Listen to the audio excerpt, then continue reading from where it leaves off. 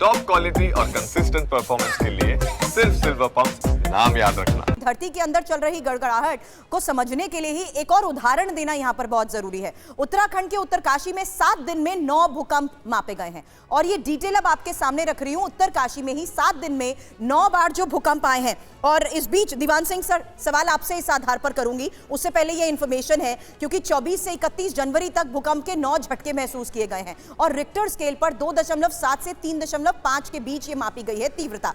ज्यादातर भूकंप सुबह के समय महसूस किए गए हैं और जिला मुख्यालय से 10 किलोमीटर की परिधि में भूकंप को लेकर खबरें सामने आई हैं। बड़ी बात यह है कि 1991 के भूकंप में 750 लोगों की मौत भी हो गई थी। और ये बात मैं अब इसलिए एनवायरमेंटलिस्ट से भी इस आधार पर करना चाहती हूं सर, क्योंकि एक बड़ा सवाल है इस आधार पर। सुशील सर भी इस वक्त हमें ज्वाइन कर चुके हैं। सुशील सर, एक सवाल इस आधार पर आपसे कर रही हूं क्योंकि भूकंप के एपिसेंटर पहले पहाड़ होते थे, इस बार हम देख रहे हैं मैदानी इलाका। कुछ फैक्ट्स मैंने ये आपके सामने रखे कि किस तरीके से भूकंप के झटके आज सुबह 5:30 से 8:30 बजे तक महसूस किए गए और साथ ही उत्तरकाशी को लेकर भी, जहां पर हमने देखा कि किस तरीके से जनवरी तक ही भूकंप के 9 झटके महसूस किए गए हैं।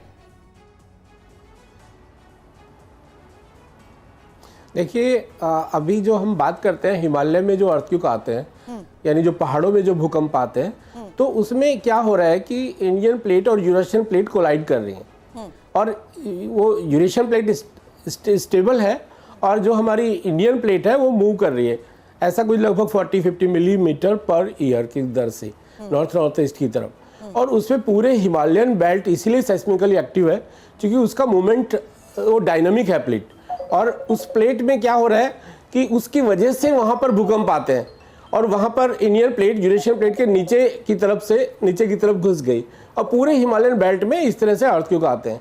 लेकिन यहाँ जो एनसीआर में जो अर्थक्वेक आ रहे हैं वो ये माने कि एक तो उसका स्ट्रेस का बैक थ्रो, और यहाँ जो रीजनल फॉल्ट है जैसे महेंद्रगढ़ देहरादून फॉल्ट है, दिल्ली हरिद्वार रिज है, उसके अलोंग भी जो स्ट्रेस है वो एक्यूमुलेटेड हो जाता है और इस तरह के 4 to 7 मैग्नीट्यूड 5 to 7 मैग्नीट्यूड तक के अर्थक्वेक, इसलिए दिल्ली सेस्मिक जोन 4 में आता है।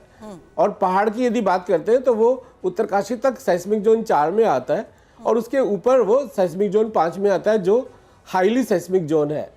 इसे भी हाई सेस्मिक जोन कह सकते हैं ये जोन 4 को। तो हमें बेसिकली करना क्या होगा, इस तरह के जो भूकंप है वो पहले भी ऐसा नहीं कि दिल्ली में पहली बार अर्थक्वेक इस तरह के स्मॉल मैग्नीट्यूड अर्थक्वेक आए, 3.5 से 4.7 तक के अर्थक्वेक इसमें यहाँ पर 2021 में और 2023 में ऑब्जर्व किए थे। बहुत सारे शॉक्स महसूस किए थे और उस समय भी यही आइडिया था कि क्योंकि बड़ा स्ट्रेस एक्यूमुलेट करने के लिए बड़ी ब्रेकिंग होगी, यानी बड़ी रोक टूटेगी और उसके लिए वो एनवायरनमेंट यहाँ पर नहीं होगा। तो ये माने कि इस तरह के मैग्नीट्यूड यहाँ अपेक्षित है।